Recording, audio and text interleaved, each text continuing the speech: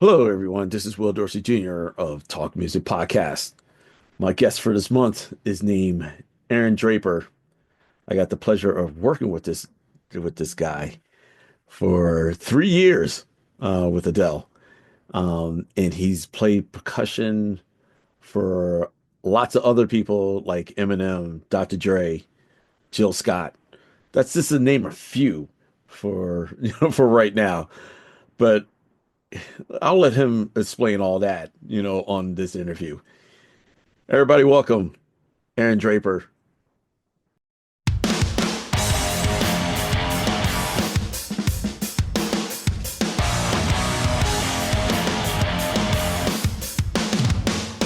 Welcome to Talk Music with Will Dorsey Jr. Every month, Our host Will is going to interview musicians from around the world and talk everything music.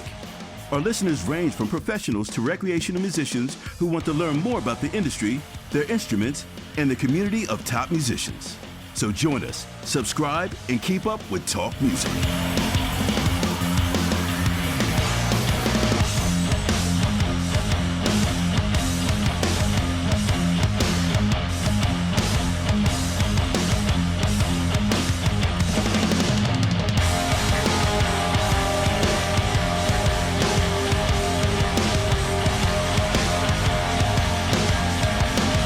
visit us on www.talkmusicpodcast.com. Subscribe to our YouTube channel. Download our podcast on Apple, Google, Amazon, and Spotify. Today's episode is brought to you by our sponsor, eRecord Studio, the new way musicians rehearse, record, and share their e-record sessions on social media. Visit ERS on eRecordStudio.com. Download this amazing app on Google and Apple Apps stores. Aaron, how you doing, man? I'm good. Happy to be home, man. Yeah. Enjoying the house. I get to set up the crib, you know what I mean? I got all this. I got so much stuff. It's Right. ridiculous. Do you realize like how much stuff you got now? Right. Man, Yeah. I just want to say top of everything. Thanks for coming on to the show, man. I Come appreciate on, you, man. My dog, bro. Right. We got years in the game now. I'm just glad to have you on here. My first percussionist on this show.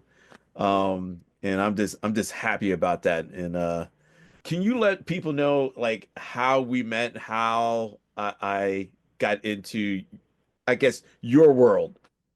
Man. Well, let's see. For you, you're actually subbing for a good friend of ours, Jeremy.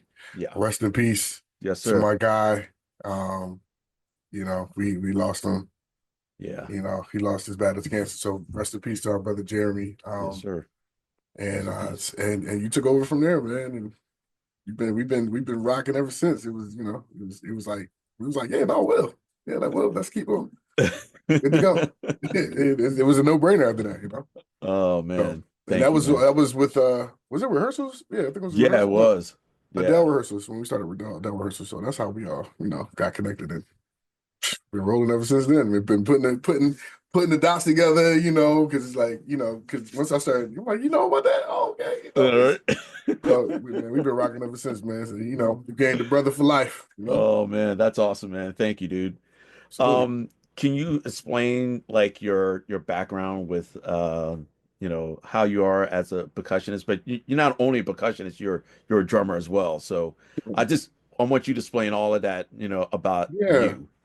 Well, I mean, of course, I'm a drummer first. I was a church drummer, I grew up in church, United Holiness Church of America, Mm, and um, I figured it out, like kind of wanting to play at 6 years old, got on the drum set, and I could like had a little rhythm, because a natural coordination rhythm, because it takes a lot of coordination to play drums, and people don't know.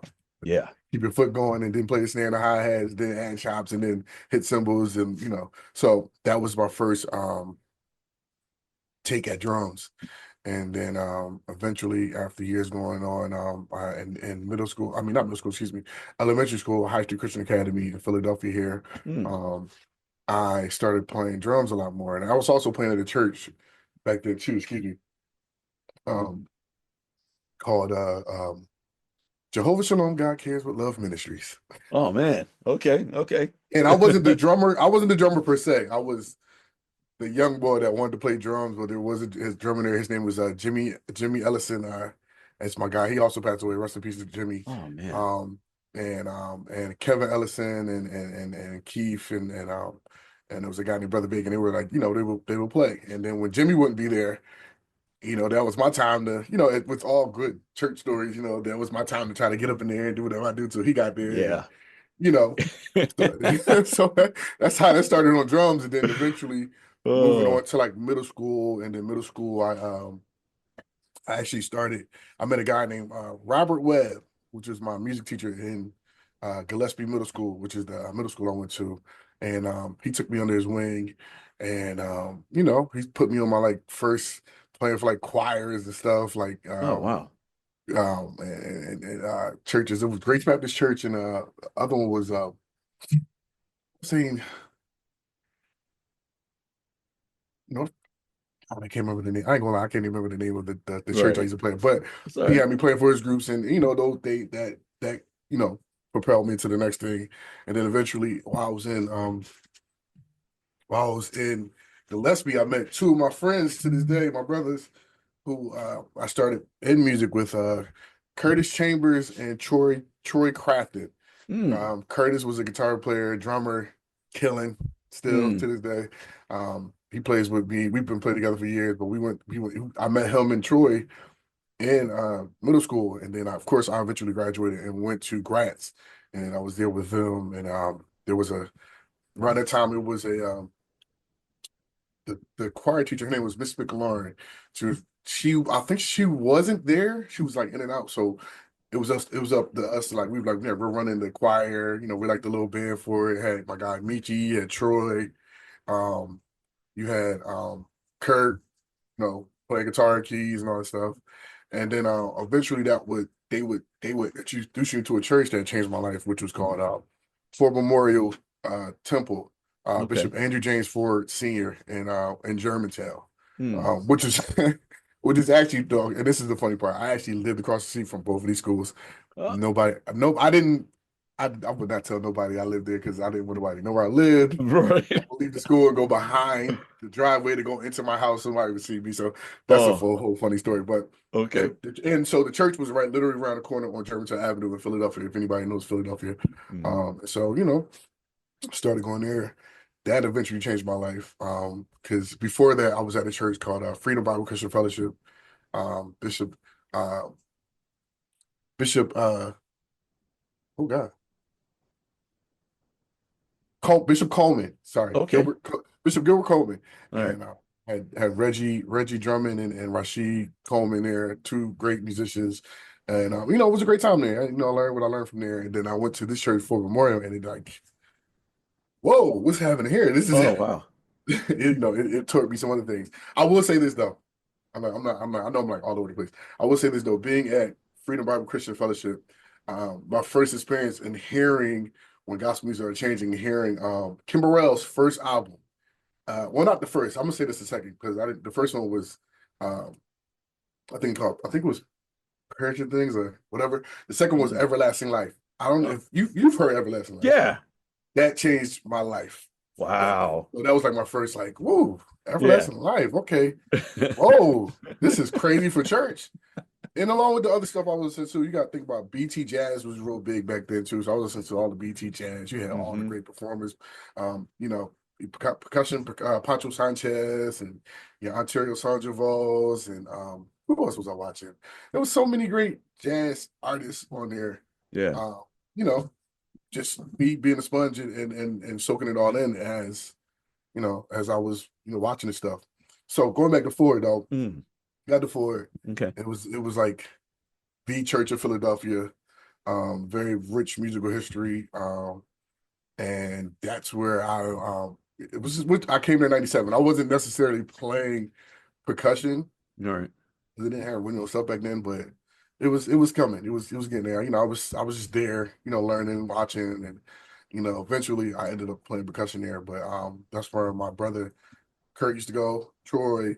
And then I had one of my other big brothers. His name is Omar Edwards.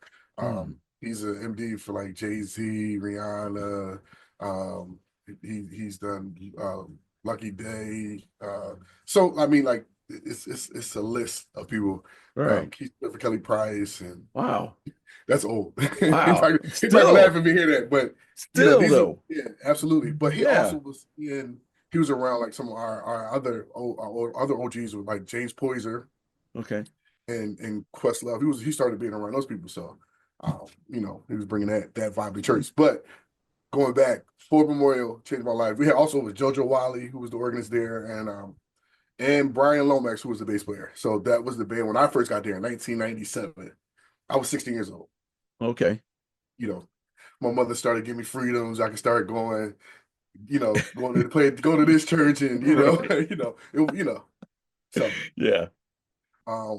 while there, I spent some good time there, learning, and you couldn't come through Philly being a gospel artist without coming through Fort Memorial.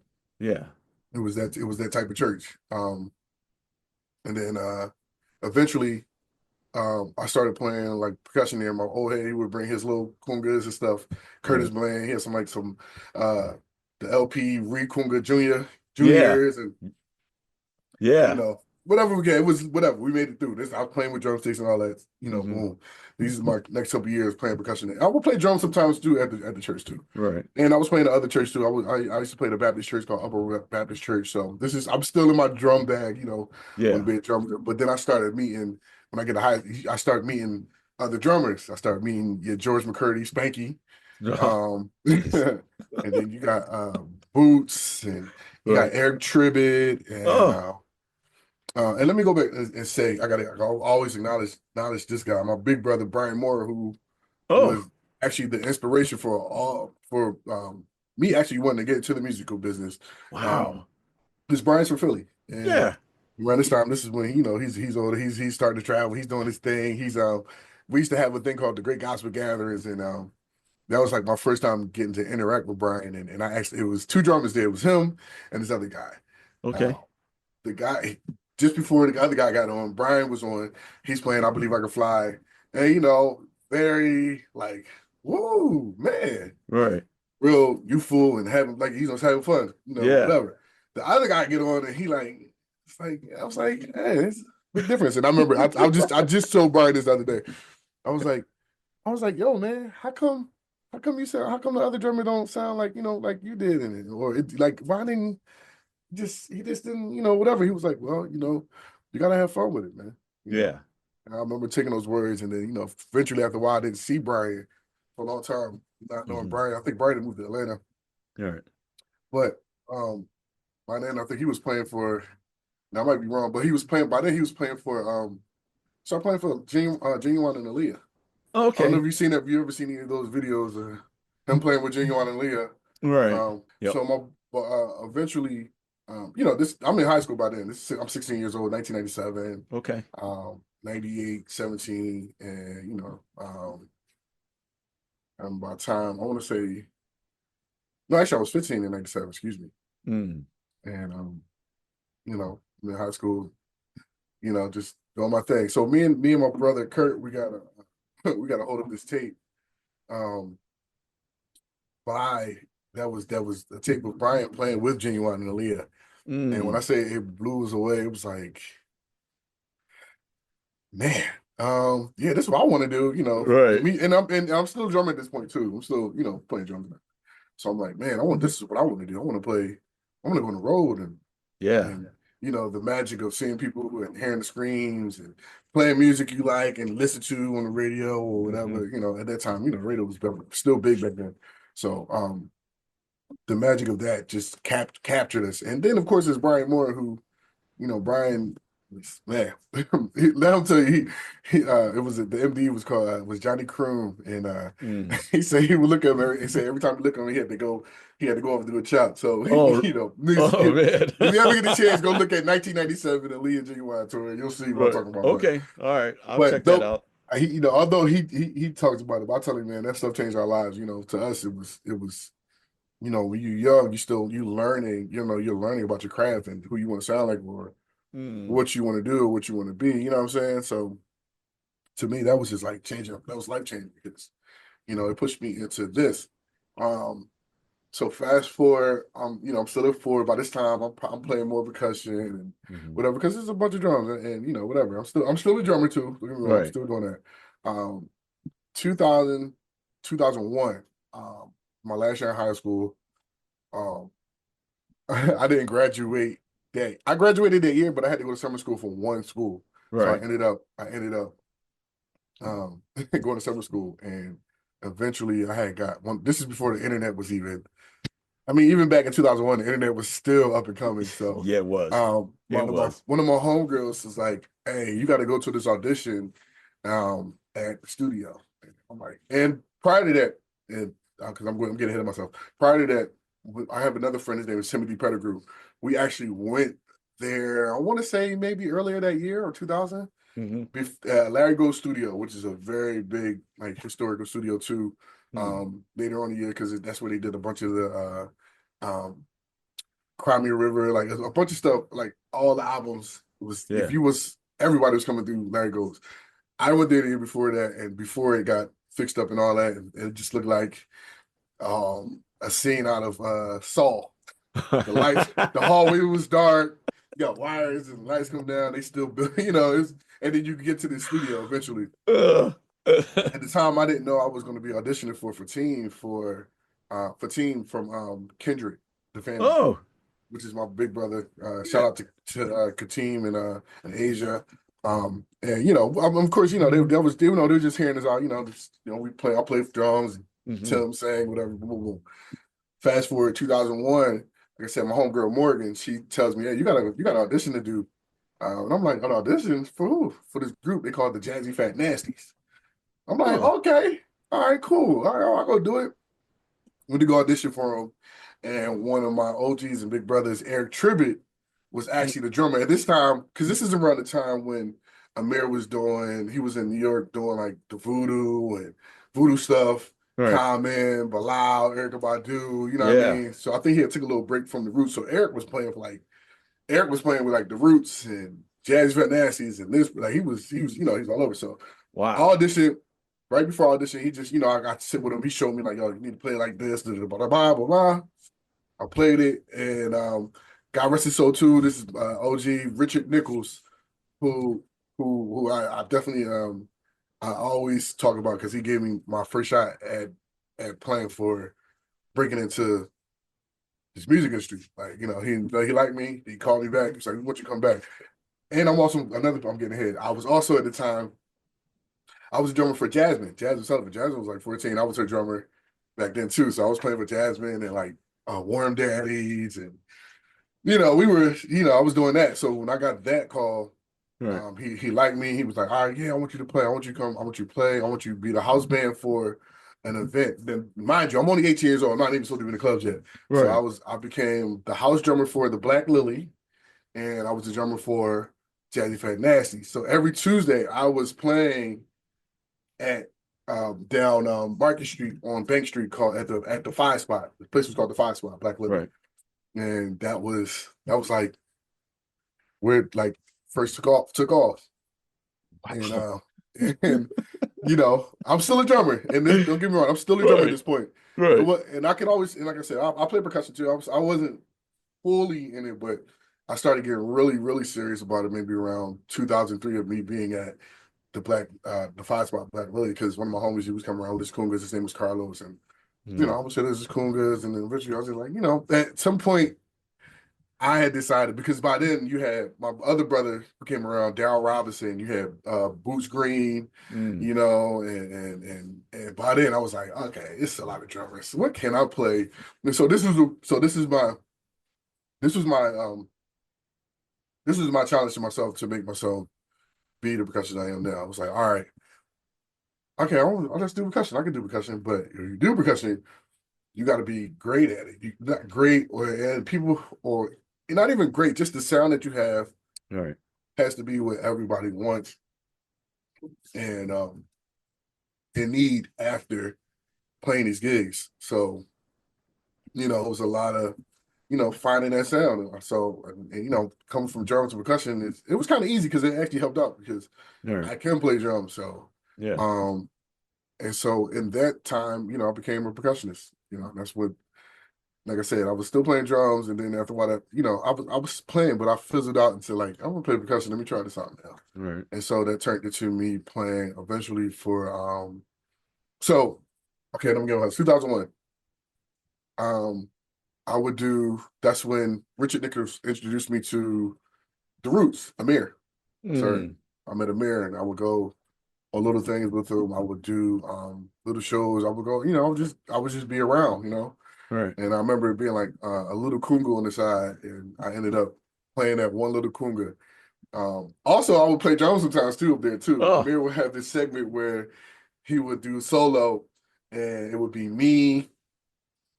And I remember being me and him one time, and then I think like the second time was like me and Frankie Knuckles. And we would go around the set. He would go up, and then the next person would come around. We go up, and keep on playing the drums, and the next, and then it would end up with, and then Amir would end it out. And so that right. was like my first experience of like doing shows and like being with the Roots, which consequently ended up with me later on that year doing Jay-Z Unplugged. I did Jay-Z Mm. Unplugged for my first like ever TV thing. I had the afro. I was big, they called me big because I had a lot of hair back then. I can't do all that hair now. But I had the big fro, and I had all that stuff. And um 2001, Jay-Z Unplugged with the Roots. Wow. That's Wow. that was like a historic thing. I think I was 19 by the time it came out. So Right. and so that's when it turned into like, all right, let me try this percussion thing out. Wow. And so that was like the Man. transition from drums to percussion. Right. Man, you got me on, like, because I was going to ask you, like an important story, Mhm. like about your, that you want to tell your fans. Oh, I yeah. think you just did. That was wow. That's Yeah, cool, man. man. I mean, also it's crazy that year I was actually, and that was another crazy story is I'll give two. The Oh second yeah, one is please, that please. year we were in New York getting ready to perform at BB King's in Times Square. Well, consequently, it was in September. It was on Hmm. September. The show was on September 11th. I was in Oh, my hotel room, and TV wasn't, whatever. Yeah, I used to always right, have the radio on, and I remember waking up and hearing like the planes that just crashed into the thing, and whatever. And back then, they would do a lot of skits and laugh and joke and stuff, but I didn't. I thought it was a joke.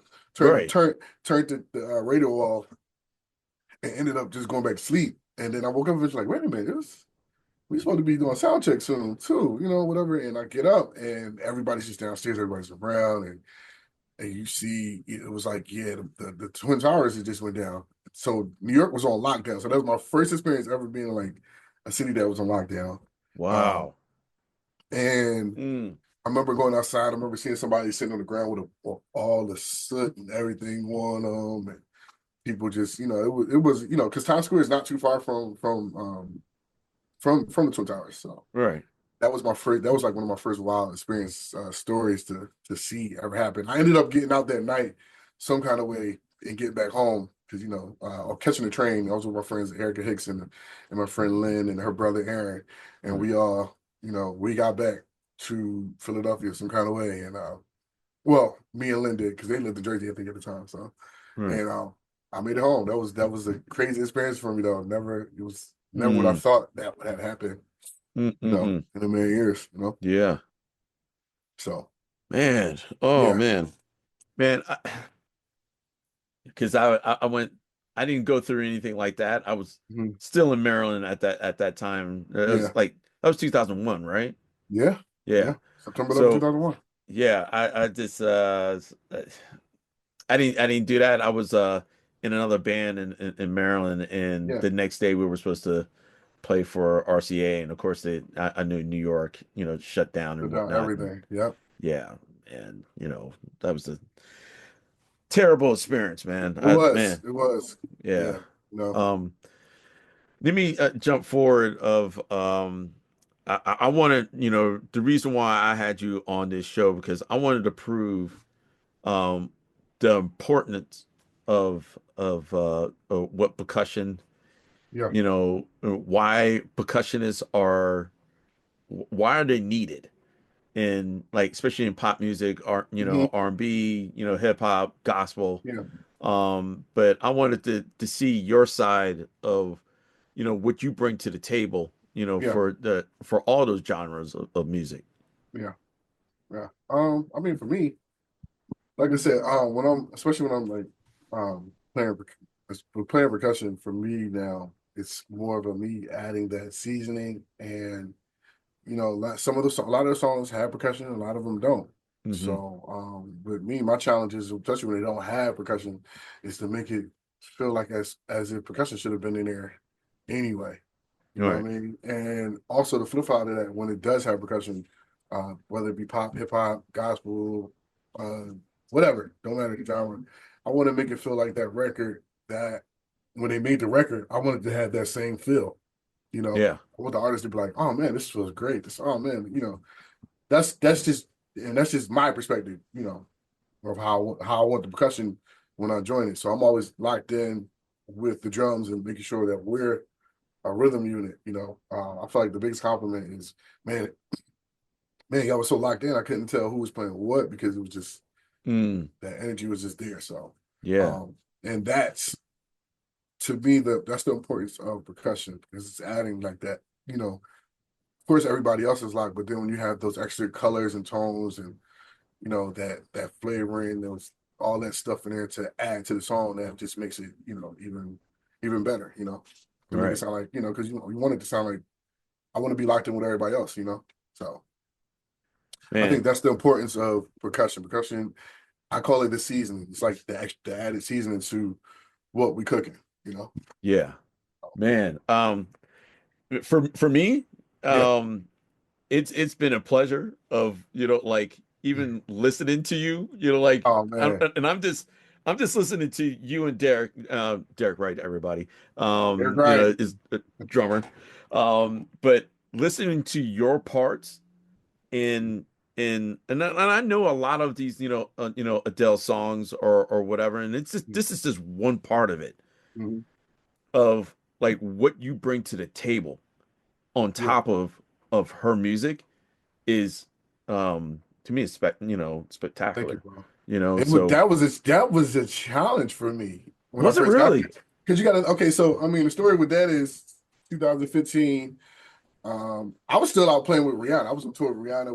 We were in South America, because they had started rehearsals before me. I got the call. It was like, you'll be available to play with Adele. Boom, boom. I argued with my friends. I was like, yo, they just hit me about doing this Adele gig, and all my friends, Adam Blackstone, shout out to Adam Blackstone, Whoa, man, that's Omar another. Edwards, Woo. all my homies. They like, because these are the guys that I've been like literally doing a lot of my musical professional career with, Yeah. at late and later on, like, play BBE and all that. And Omar, who, I mean, Omar, we come from church, so he already knew me. That's I always give him props. It's my brother. He's the reason why I heard Slum Village and all this stuff, because he was bringing back everything he was getting while being out with the Roots and being around James Porter and all that scene, and bringing it back to church. And then eventually, I got out there too to be around all of them. Right. So yeah. So the story is, out 2015. I was in South America. We had just did Rock in Rio. Rihanna, you can catch it. It's still on YouTube. Rihanna Rock in Rio 2015. And Okay. then because we were in South Philly. Then we was in Santiago, Chile. And then I think like right after that, I went home, because at first I was like, don't want to do this gig. I don't want to stay here. Mm. And they offered me a good deal. Adele and them. I was like, all right, cool. So they was like, I said, well, can y'all wait? I'm still out with Rihanna, and we still rehearsing, whatever, whatever. Consequently, the funny story is, I got Eric on it too. Eric had to audition. He auditioned for Adele. So Oh, okay. that's the story. Eric Oh, auditioned okay. for Adele. Of course, I mean, he's one of the greatest. He killed it. He got it. He's Right. on it. You know what I mean? I didn't have the audition though, so no, I'm just Right. kidding. No, I'm joking. But it was tough for me, because when I got there, I had like a small setup of like probably what we got on stage now, but with like timbales and Shaq, all that. At first I didn't have all that. So she was like, she told the MD Tim, I only want what's going to be played on my songs. and my music. And I was like, it ain't too much percussion in here, so I don't know what I'm gonna play. Right. Okay. I was like, okay. So I went back to the drawing board and I had to think. And I was like, okay, what else? The great thing is, like, I listen to a lot of music. I'm a sponge to music. I would sleep with music on. I watch so much music videos and everything else. So what came to my head was Coldplay. All right, let's do a Coldplay kind of percussion, with all the drums. They got the single drums and all that Yeah. stuff. It's like very auxiliary orchestral percussion, I call it. So I was like, all right, let's do this. Let's just strip this down. This is what I told him. All right, let's strip this down. Give me a trigger. Let me get a trigger for my gong drum. I think I had a 16 at the time. It was just like a 16 and a gong drum, some blocks and stuff, tamarines and shakers. I was like, all right, and this is what we're gonna do. So because we are running Pro Tools. Give me those sounds. And I'll play the sound. I'll trigger the sound on my gong drum for like that's how I got hello. I did trigger sound. I triggered that sound. Yeah. One and only was more like shakers and tambourines, so that was all that. Right. We were doing Water Under the Bridge, the clap. Yeah. I just figured out I could just play that drum sound on the floor times, and I get a sound right. It worked out. I like tuning. Also, I'm a good tuner. I like tuning drums. So Right. And then we were doing chasing payments. Okay. I was like, give me those sounds. I could just play it on the hands, like boom, boom, boom, boom. And and take that out the actual Pro Tools, and I'll play it. Right. Started doing it, and she liked it. It was like, all right, That's cool. all right, this is what you like? All right, cool. And so, like I said, it's a cool culture shop. I don't got no cymbals, I don't got no chimes, I don't got nothing. I just got actually, and at the time they had the TD50 back then. I was using I had the XBDX. Oh, okay. Yeah. And I had the hands on it. All right. And I was triggering. I mean, I think the trigger came later because I triggered. I had a 12-inch tom, the True Track as a trigger, so I was using that as a trigger for certain stuff too. So so it turned into that, and that was the first percussion setup. It's a picture of it online, and I'll send you guys one too. All right, cool. And that was like my first setup where it was like, okay, you ain't got nothing, so now you got to just play these parts and make sure I'm playing them right. And right. So what you heard me playing now, the congas and stuff we added that later this year for like the little conga parts and some of the songs like I Drink Wine, which is not really, it was cool. But still, it gives it flavor, though. It does. But I also had to play like a conga player percussion that doesn't play percussion. If you notice that pattern is always like, I'm not really digging in to whereas you see me on like, when I show you like some of those other clips from me, like playing with like Corey Henry, I'm like, yeah, I can't play that way on there. So what I learned from Adele was I learned discipline very my first year doing that, it gave me a big lesson in having a lot of discipline in my approach, in my playing, and just in playing like percussion, like more of a very chill. It was very much work smarter, not harder. Right. So, and it worked out. That's what the song's gone for. And like I said, that's what you hear. That's what you heard. Right. Now that was the the formula of what I was on. Wow, man. I mean, speaking of tuning, because I know you know your drum, tuning wise. I just want to get your perspective of like did you play any other instruments besides drums? No, I took piano lessons briefly. Did you? And I can sing, so See, that helps with my ear too. And that's what I was going to say, because I heard you, like when you guys it was at the for New Year's. Yeah. And I can hear you sing. You can hear me? Dude, you can sing. We were singing all this side. Right. Yeah. Yeah, man. That was I mean, before I played any instruments, I was singing in the choir. Shout out to my home church. It was right. I grew up in a church called Temple Refuge At the time, it was United Holiness Church. Now it's Evangelical Church, Community Church. And it was no instruments. It was just us tamarines, and my mother was the choir director, and that was it. All right. Okay. And I was singing the choir, and then I think one day my mom gave me a solo to sing. I had to sing Hezekiah Walker's "Oh Lord, We Praise You."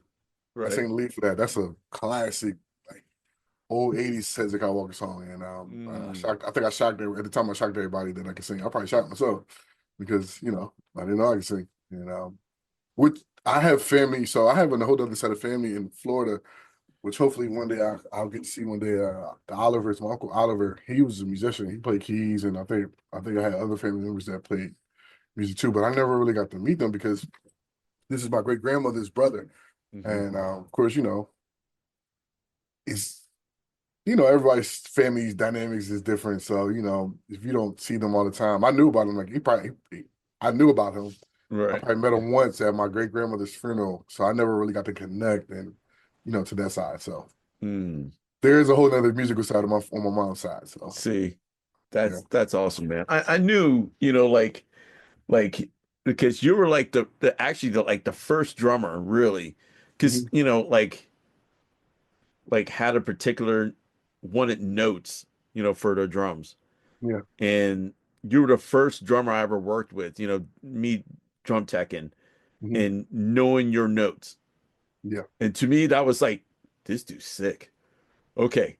I learned it from it's crazy because I learned it from John Roberts. John Roberts showed me the notes because when I played with JillScott, I played one of the many artists I played for over the years, JillScott. And I remember when he played, I sat behind the set and I was like, oh my, and you ever sit behind the set and the set sounds so good? Yeah. Like you sound good. And want to play, and I was just like, yo, why does set feel like this? It sound, from the snare to the toms, that everything was like, and I was like, oh my God, John, how you tune your set? What you tune your sets to? He told me the notes, E flat, B flat, F and C, and I just went from there, and I think I just took it around with it ever since. Wow. Man, dude. Man, as a percussionist, and I just wanted to see if you ever felt like this in your career. Did you ever felt like that you wanted to give up as a percussionist? Yes. I wanted to quit plenty times. I think it was a whole year where I wasn't even working. It was I wasn't even playing. I was going to church and I wasn't but I wasn't doing, what I do now. And I would do small jobs. I would do working. I had two jobs in my life. I had American Appliance and I worked at KFC. I worked at KFC when I was like 16. Right. And then American Appliance later. And of course they didn't last long because I couldn't work. 9 to 5 wasn't for me. But my dad worked for the Hotel Restaurant Union for a long time. My dad is actually a union president. I think it's Local 274. I think it's Local 274. He'd probably kill me if I said it wrong, but I'll figure it out. But anyway, and so at that time, he put me in certain jobs like where I would go and I would work in the kitchen and serve food, cooking the food and serve food at lunch and breakfast and all that kind of stuff. So I had those kind of jobs in between, but I never gave up. Like with any career, you wanna it's gonna be hard times. It's just you sticking it out and keep grinding because if there's no down, there won't be no up. You gotta you get through it. If it's really what you love. Yeah, you do. You do. Really what you love, stick to it. And I stuck to it. And I think, like I said, I think around 2000, I was still before this. I was playing. So I was playing for percussion for Jaguar Wright at the time. Before I even started playing for Jill. Right. In 2005, me and my boy Don Robinson and Adam. Adam became the MD, and so he hit me and Adam. He hit me and Darryl up and was like, "Y'all ready to play for Jill?" We're like, "Yeah, let's go." You know what I mean? Cool. Happened, and I think when I started playing for Jill, that's when I started taking off more because I started getting out there, and we was new young boys up and coming. I went on my first tour, which was the Sugarwater Festival. It was Floetry, Queen Latifah, ErykahBadu, and JillScott. When we was on this tour, man, it changed my life. It was an incredible tour, man. Oh, we had a man. great time. Yeah. Yeah. Man, this the names that you're naming right now. Man, and it's crazy Especially Jill because Scott, like, but still, yeah, I mean Jill is a Philadelphian, and Yeah. so that tour changed my life. And then Floetry is like that's family. Like Floetry would come through I would remember be at Floetry. yeah, they would be at the Black Lily. They was one of the artists, up and coming and performing at the Black Lily back then. You got the Aries too. Right. But that tour was crazy. That was just like I said, that's one of the many artists I played for. Jill Scott, so I'll give you a list. Right.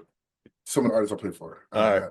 I played for Bilal, Jill Scott, did a lot of stuff with the Roots, Jaguar, Oh man. Jazzyfatnastees, eventually, who else I said? Jaguar, Jill Yep. Scott, Bilal, boom. Then I started playing for Jill. Yep.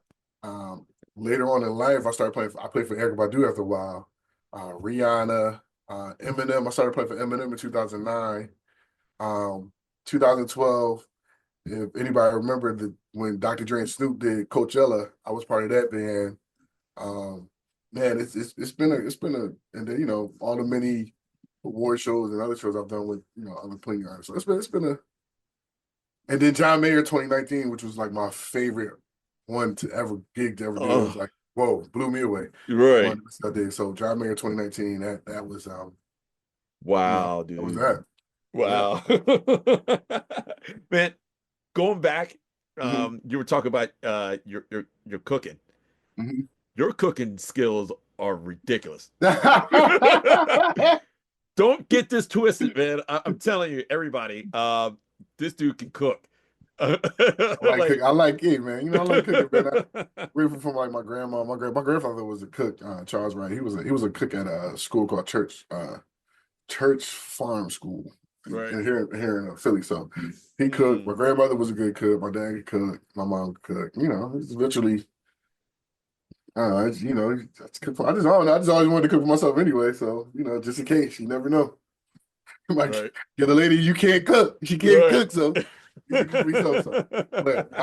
But so that I love cooking. So that's what Yeah. What I mean, was it someone I gave you some wings or something? I forgot what I mean. No. You had some stuff from, was it Thanksgiving? Yeah. Yeah, Oh, it was yeah. Thanksgiving. Yeah. It was Thanksgiving. I had some of that food, man. I'm like, dude. Yeah, it was a good time. Woo! We had a great time. The one Thanksgiving we stayed there, Lord have mercy. Oh man. Oh, okay. Let me get back to music. Yeah, man. At some point, man, when you started playing with all these artists, did you ever felt like I made it?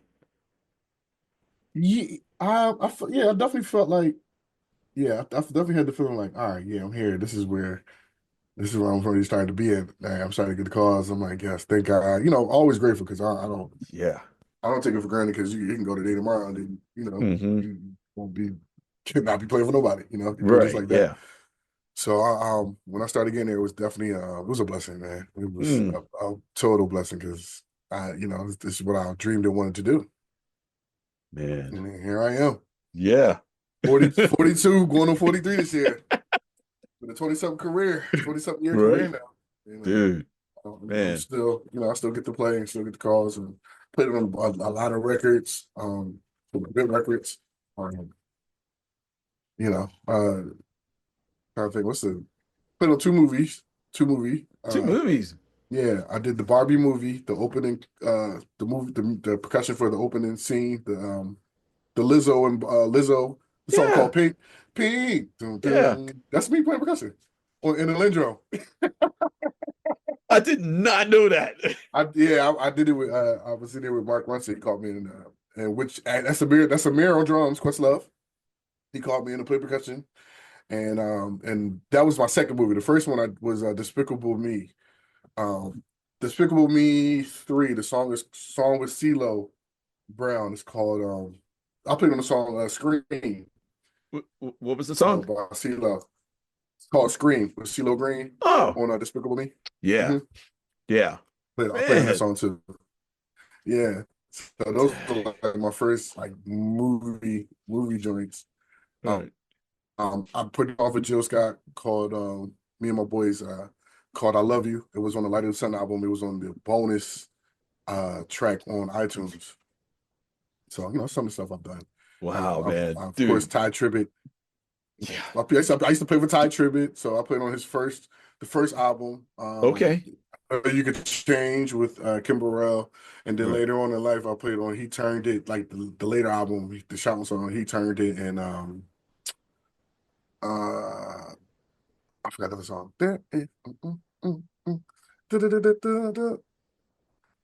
It'll come back to me, but I Right. played two songs on that album. Um, I played on Kiera's album Right. while we were actually, I think, out in Vegas. While I was in Vegas, I flew up to Detroit. Played on Kiera Shear's last album, Right.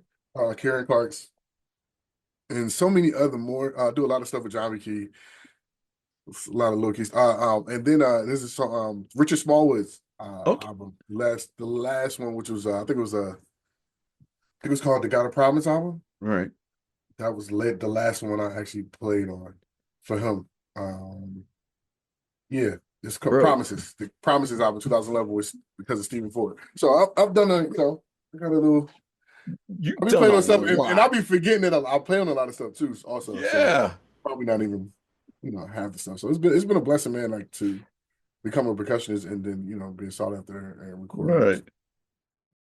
Today's episode is brought to you by our sponsor, eRecord Studio, the new way musicians rehearse, record, and share their e-record sessions on social media. Visit ERS on erecordstudio.com. Download this amazing app on Google and Apple Apps stores. Can I get your background of your music influences? Like what were you listening to when you were a kid? Man, the wine is. My mother was listening. She had like, we had the wine is going. Yeah. Vanessa Bell Armstrong, Okay. Hawkins and all that kind of stuff. Because it was a Christian home, so they ain't listen to gospel. I listened Yeah. to the R&B stuff and all the other stuff at my grandfather's house with Right. my aunt Felicia and my uncle Corey. Rest in peace. Right. That was the side of music I got to hear over there. The FM, it's AM and it's FM. FM was Right. all the Yeah. well, I got to listen to all that stuff at my grandfather's house, but I was listening to all that kind of stuff, required stuff, so let's say the Hawkins, New Jersey Mask, and Hmm. LA Mass and Helen Baylor's, and I listened to all that stuff. So that was like my gospel background for back then when I was younger. Right. But I also was as I was becoming a musician, like I said, I was listening to like your Miles Davis's Hmm. albums, uh Weather Report. I listened to a lot of Weather Report, Jaco Pastorius, Yeah. the Yellow Jackets. Mm. Um, who else, man? And of course Giovanni, Shirley E. Yeah. Um, so many greats. Just a lot of stuff that I heard over the years that influenced me and helped me out. So that's some of the musical influences I was listening to. That was changing my life. Right. Yeah. Dennis Chambers, Yeah. the DVD with the blue drums, the blue pearl Oh, set. yeah. Man, I Re used to listen to that all the time, man. uh, Um, who's that bass player? Oh my uh, gosh. James, was it James Jameson? No. No, No. Um ah I can't remember. Sorry. what was But his name? them two Yeah, were locked. absolutely. Yeah. Them two were locked, man. Because that was my hometown hero in Of Baltimore, course. man. And I mean, and then later on, I found out that he's playing with like P Funk and all that. 83. yeah. Like, I mean, I was too young then, but once I found out about it later on in life, I listened to that for years. Mm, You know what I mm, mean? yeah. So, um, yeah, Like, those were my influences at the time. right. You know? Man, that's great, man. That's great. Um, can you tell people how you like prepare for like, like for sessions? Like, like for shows or even recording, Yeah. or One is thing it I like. all the same? I mean, that's Um, it is and it's not. Like right now, okay. like it is. Well, yeah. I mean, for shows, I'm always, if I'll study the music, listen, and just just listen. Something. I mean, I actually listen a lot before I even play, and Yeah. then I get on my instrument and figure it out from there. Sometimes I don't practice it. Right. Sometimes I will. It depends. But I'm more so, study music, listen to it every day, just get it in my head and prepare myself for, what I'm about to play. Does it take you, like how do you remember all these songs, man? That's the other thing that I amazes me that I you do do. not know, man. It's Like, I mean, I 2 hour man, sets, like I'm sure with every group, like, with yeah, like Rihanna and yeah. John and Mayer was John 3. Mayer. That was 3 hours, so that was even 3 hours with John and Mayer? and that process was crazy because I'm used to like having playback to listen to what we recorded. No, we had like I think it was like either 52 or 55 songs. I seen the picture of the list, 55 songs to learn, and we would do Ooh, 5 each day. And we were actually rehearsing over at Jim Henson's, so that was the okay. crazy part. Yeah. So five each day, next one, boom, boom, boom, and then we put the show together, and I did that without no playback or nothing. And remember, it was like, are we doing this today? Okay, let's go back to this song, and woo, it was rough. It was, Oh man. but that's great training to keep you sharp on your mind and keep your ears trained and your retention, because retention is a big thing. You know what I mean? Right. So Wow. yeah, that's what. I think my mind is just a sponge of music also too. So I just I can recall stuff that makes sense. Um, Especially if a song sounds a certain way, like I can equate it to it sounding like this song. You know what I mean? Or Right. like 80s or because if you think about so the song Pink, it almost sounds like All Night Long. Oh, yeah. Next time you go back and listen to it, it almost sounds like Okay. All Night Long. So that was my reference to that song. Okay. Because I mean, it's a lot of stuff isn't new under the sun, so you can kind of like like digging the crazy, like Right. oh Oh yeah, man. just do think of this, or I'll go back and do some homework on something that sounds like your song, or even like um I remember we did it was called Christmas Divas one year, and it was Shaka Khan on it. We did Ain't Nobody and all that stuff, Yeah. and I'm Every Woman. Yeah. And so I'm all, my ideas. I'm like, Adam, let's do, first we were playing like the house version. I was like, all right, Adam, let's split the difference. Let's do like part old I'm Every Woman with the new version. Right. Like play the bass line as if you were is Anthony Jackson? Yeah. Yeah. Yes, Anthony Yeah. Jackson. Yeah. And it worked. It's a clip of that. It's a clip of it online. But if you listen to them, those are like my ideas. So because I'll always love original. Original always works for me. It's always the best. Wow. So Dude. It's pretty sick though, man. because people want to hear it, like musicians, we love the extra stuff, whatever. But the Right. normal ear that don't have the same ear we do, they want to hear the song. They want to hear the song, Right. not you know.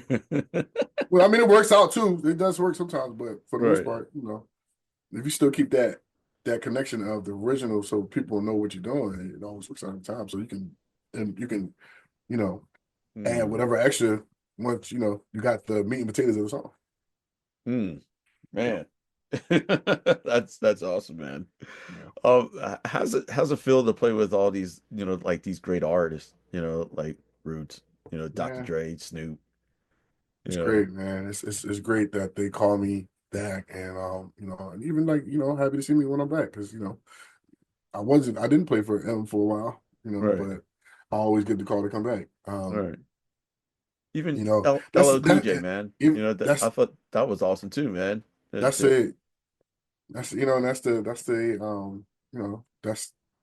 that goes to show how much your work speaks for you when you do good Hmm. work and are good off the stage too. You know what I mean? Like, how you conduct yourself and. Yeah. So I'm grateful that they always call me back and it's always love every time I see them. It's like, yo, what's up? And I just make it do what it do. Right. Man, do you still have much fun that you when you're on stage on a bigger stage Mhm. and say you're going from a bigger stage to a smaller stage like church, Yeah. Oh like man. I'm sure you still have a great time, right? Oh man. Yeah. I love. I'm gonna always be a church musician. That doesn't change. Right. I switched into that mode. That's a different mode. Yeah.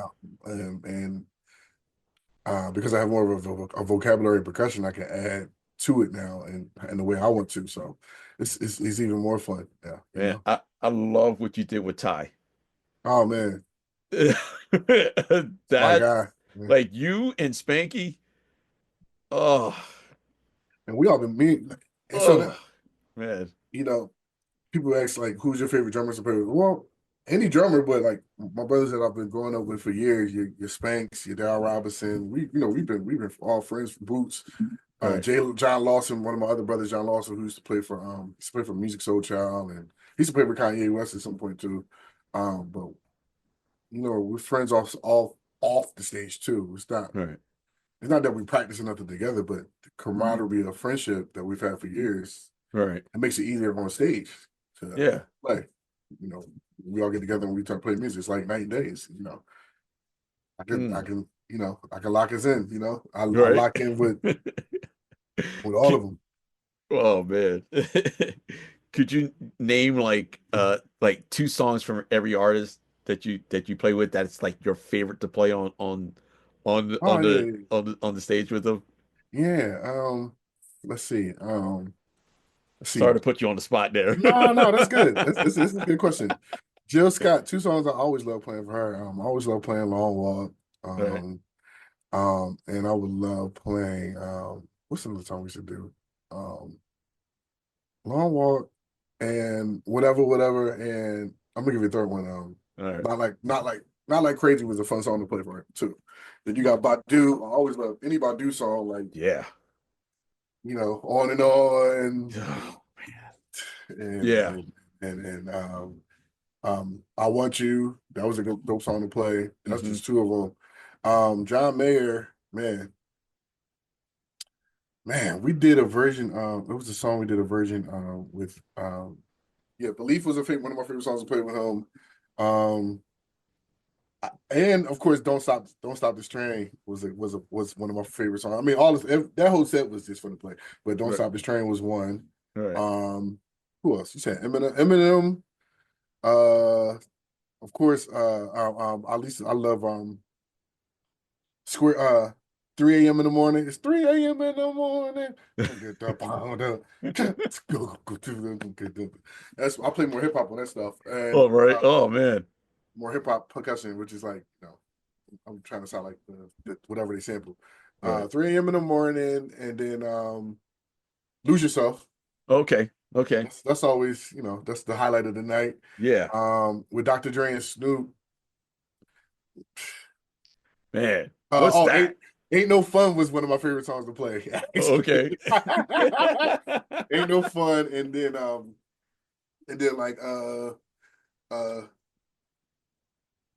Gin and Juice was one of my Oh, other favorite ones to play with him. yeah. Yeah. L Cool J, Something Like a Phenomenon was a good one. Yeah. Roundaway Girl was one I used to love playing. Okay. Okay. Who else? Rihanna. Oh God. I'm gonna say every song. I love playing. All right. That Okay. show was just like a party, so it was like Oh. we was just always have a good song. But if I had to say, Birthday Cake was one. Okay. What else? Rude Boy. I used to love playing Oh. that. That was a Oh, fun song to yeah. play. Um, who else? Did I miss anybody? Bilal, Soul Sister. What else? He had so many. Bilal, Hollywood was another song I used to like playing by Bilal. Okay. The Roots, any root song. Right. Do You Want More? They used to have a song called Water. I used to love playing. It would be All like, right. Okay. yeah, it would be like a. God,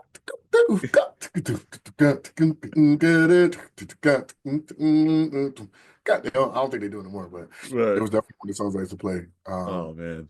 And then who else? Adele. Yeah. Wood Under Bridge is Yeah. definitely one of my favorite songs to play. Yeah. Yeah. And Rumor Has It. Those were the fun. They were fun songs to play. Yeah. Yeah. And then What that's about just who else? with Ty? Oh, Ty. Oh man. Yeah. Come on, man. Oh man. Ty. Of course, he turned it. Right. Man. He turned it. What else? He had a bunch of songs. Stuff on the Yeah. old records, like No Way. Right. Kiera, I loved her whole album. I played on the first 7. Kiera shared. I played on the first 7 songs with her. Oh, okay. Yeah. That was every one of those songs was just for Kiera. You said 2, so I'm gonna give you 2 for off Right. her. But that was Kiera shared. That was I want to say You Ain't Seen Nothing Yet. That was a good one. Done For Me was a good one. Those are 2 songs I like playing on here. But Right. like I said, I played the first 7 songs. And then Karen Clark. I played on her mother's album, the recent single. It just got #1 on something. Oh, wow. So that was cool. Still Karen. Song of Praise. I loved it. That was a fun song to play on. And Send It Down. That was a dope song to play on. Right. Wow. So those are some of like the songs I got to, have fun playing on. So man, what's next for the one and only Aaron Draper? Yeah. Well, everybody been asking me to do an album. I'm like, oh man, all right. I guess I gotta Dude, that would be sick. on a percussionist album ish. I guess with me singing a little something. I don't really like to sing. Right. My secret is I don't really like to sing. No. I can sing effortlessly playing around, but when I get on stage, it turned into ain't nothing coming out that I can do. I know I can do, but it just don't. But of course, singing is more like an instrument too. You got to do it often. I don't really sing. Right. But that, and I'm working. I'm here recording for whoever. Just rocking out. Give it back to, and I'm trying to give back to the kids a lot more too. Yeah. I'm actually doing a panel, talking about what we do and everything. Okay. Here in Philly for school, and so that's me. Giving back more, and then whatever's next. Right. Of course, doing my little investments and everything after being on the road with that money and, investing into the next, my property or whatever, or, just, make sure to take care of business as I become, get up in these 40s. Right. Man, let's get into your gear, man. Yeah. Why do you pick all these companies? But I'm gonna list one is Pearl. Why'd you pick Pearl? I mean, Pearl was like the church drum set #1. So when they started Right. making percussion, it was like, oh yeah, all right. And one of my guys brought me on. His name is Fausto Cuves.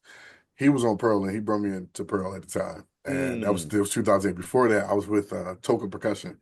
Okay. And Toka was dope. Yeah. They were really dope. Yeah. But I ended up leaving and going over to Pearl, and I started. I think I came over to Pearl in 2008. So that tells you how long I've been with them. Right. I've been with them for a long time. Pearl is always, they make great drums. Yeah, they do. I have no complaints. They make great drums. Right. These actually drums right here are Come from on. 2010 JillScott Maxwell tour. Oh, really? Mm-hmm. What's that floor time next to you? What is that?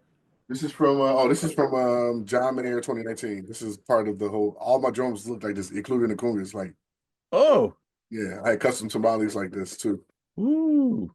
I had to make them out of the toms. I was like, yo, cut the toms like the tamales, and I'm gonna just use Yeah. that. So, okay. And that's shout out to Pearl. They will always look out in that way. Right. Yeah, that's one of them. And this.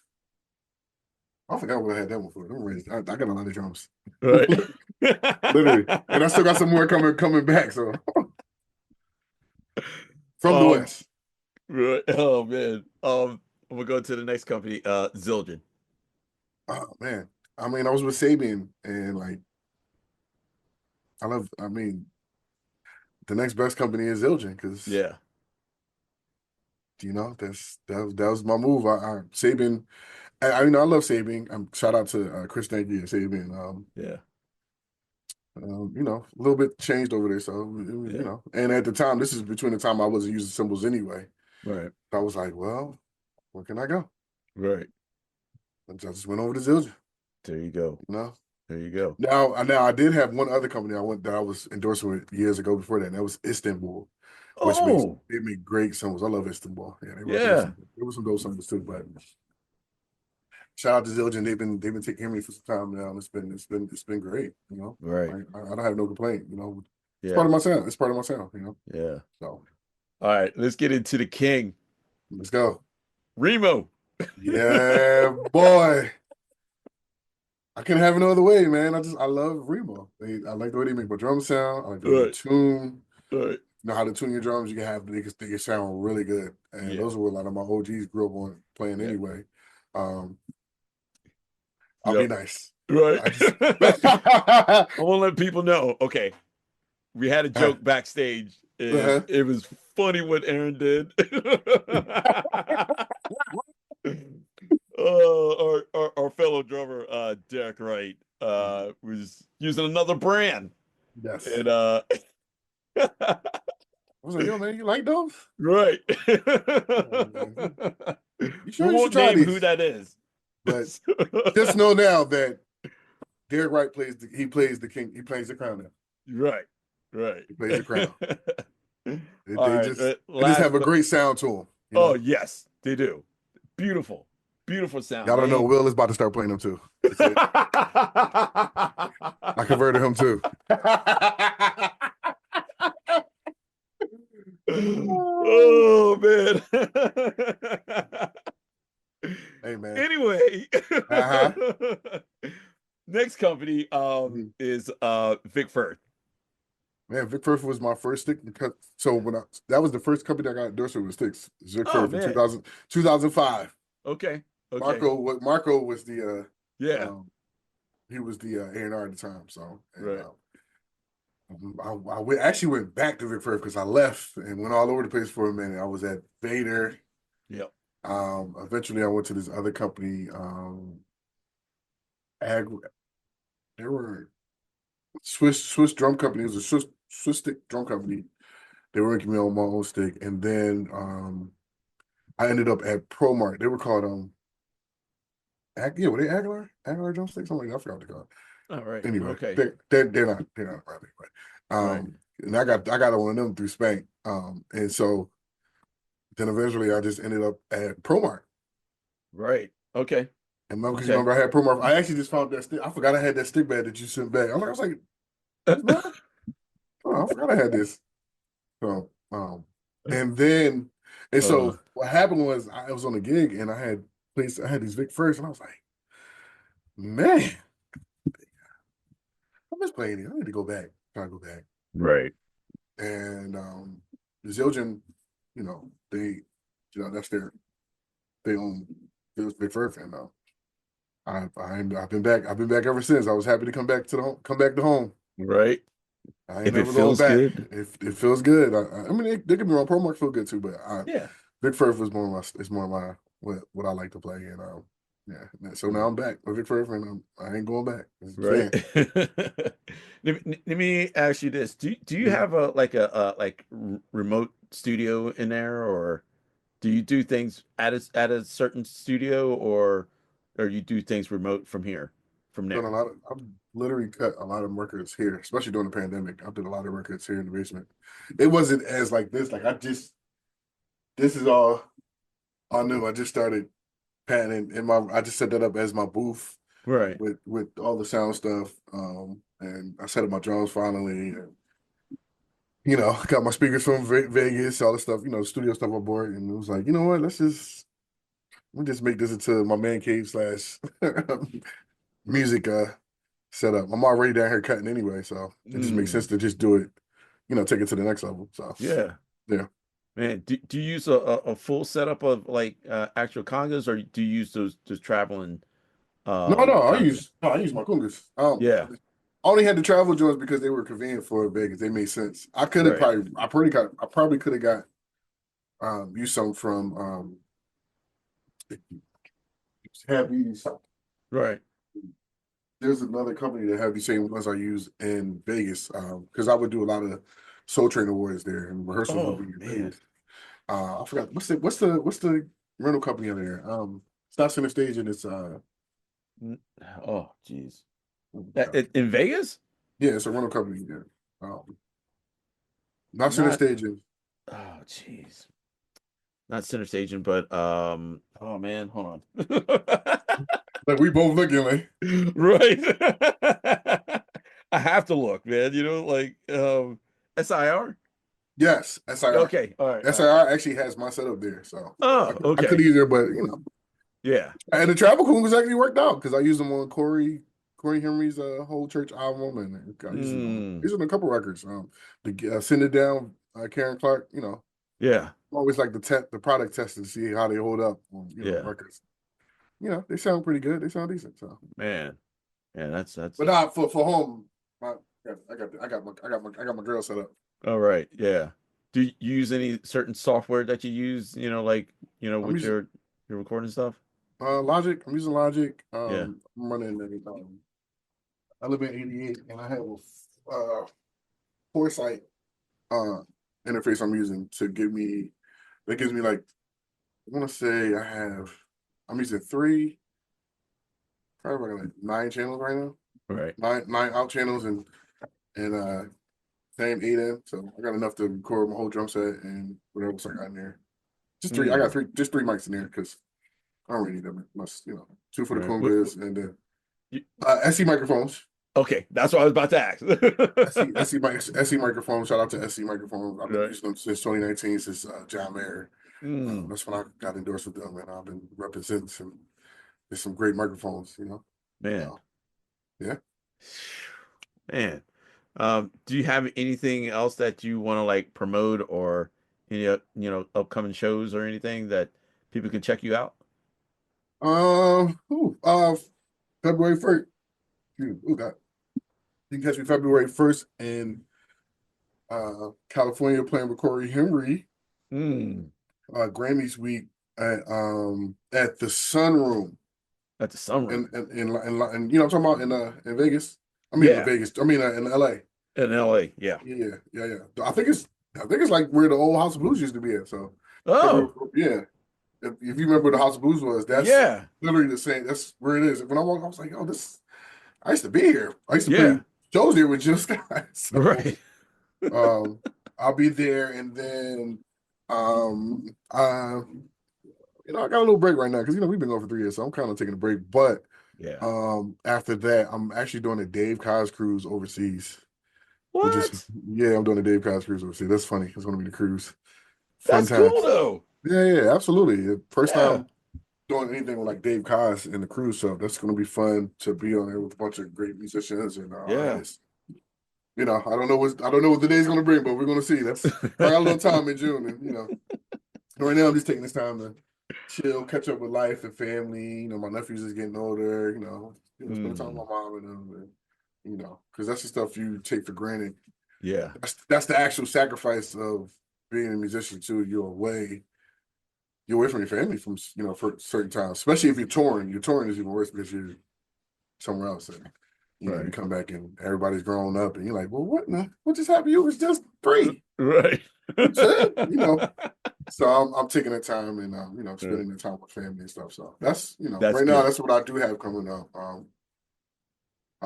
But anything that I have, you can check me out on my Instagram. I always put it up when I'm doing. Um, I'm working on the site. I'm gonna have to work on the site because people are Right. actually like, "Well, you got a website?" I'm gonna have it done so you can see like my schedule, where I'm gonna be, and all that stuff. Yeah, So, yeah. But that's what I got coming up for now. man. Yeah. Anything that you want to like tell the young, kids that, like inspire that wants to be like, like you. Yeah. Yeah. I mean, for what I can always say is, learn your craft. Um, learn to read. It's great to have chops too, but also learn to feel too. Mm, You know, less chops to get you paid. There you go. You know, depending on the gig, you know what I mean?